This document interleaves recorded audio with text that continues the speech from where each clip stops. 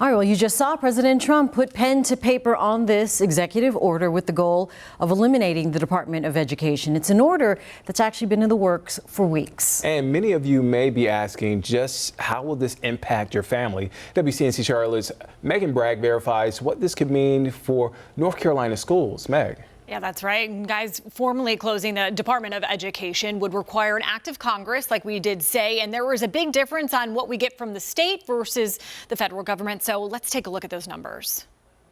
Our sources, the Department of Education, the U.S. Department of Treasury, and the North Carolina Department of Public Instruction.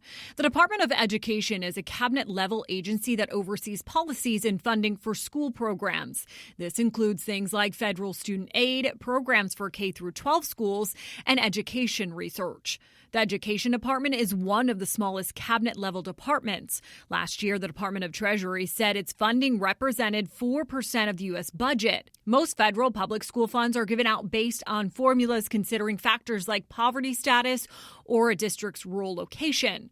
According to NCDPI, North Carolina is set to receive more than $12.6 billion in state funding and $1.1 billion in federal funding for the 24-25 school year. That means 92% of funds come from the state, where 8% come from federal funding.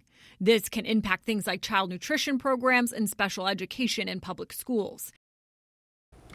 Now, the Trump administration has indicated it wants the funding to continue as it looks at future plans. It's important to note, like I said, that closing the Department of Education would require an act of Congress. And coming up at 5, we break down what exact programs could be affected by this. With Verify, I'm Megan Bragg. Yep, more to come. Thanks, Megan, for breaking that down.